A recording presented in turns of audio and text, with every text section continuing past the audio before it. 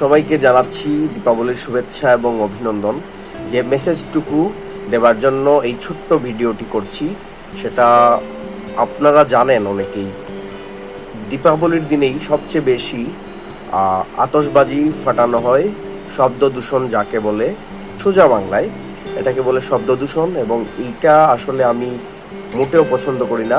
এবং এইটার কারণে প্রাকৃতিক অনেক অনেক পশু পাখি এবং অনেক অনেক মানুষের ক্ষতি হয়। অনেক অনেক রুগী আছেন যারা বয়স্ক এবং অনেক অনেক ছোট বাচ্চা যাদের এই আতশবাজি ফাটানোর কারণে, বোমাবাজি, এই যে চকলেট বোম, এইটার কারণে অনেক অনেক ক্ষতি হয়ে যায়। প্লিজ এটা থেকে বিরত থাকুন এবং সবাইকে আমি আন্তরিকভাবে আহ্বান জানাচ্ছি যে দয়া করে প্লিজ এই আতশবাজি বা চকলেট বম, শব্দ দূষণ এক কথায় করবেন না।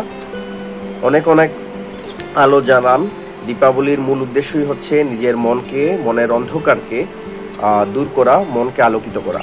এবং আমি চাইবো যে মনের অন্ধকার দূর হোক এবং আলোয় আলোকিত হোক আপনার চারপাশ। প্লিজ শব্দ দূষণ থেকে বিরত থাকুন। দয়া করে আপনার সামান্য আনন্দের জন্য অন্যের ক্ষতির কারণ হবেন না। আপনার এই আনন্দের কারণে, এই যে শব্দ দূষণের কারণে অনেক অনেক রোগী আছেন যারা হার্টের পেশেন্ট, যাদের এই শব্দ দূষণের কারণে অনেক অনেক ক্ষতি হতে পারে। প্লিজ শব্দ দূষণ থেকে বিরত থাকুন এবং আলো জ্বালান, আলোয় আলোকিত হোক চারপাশ।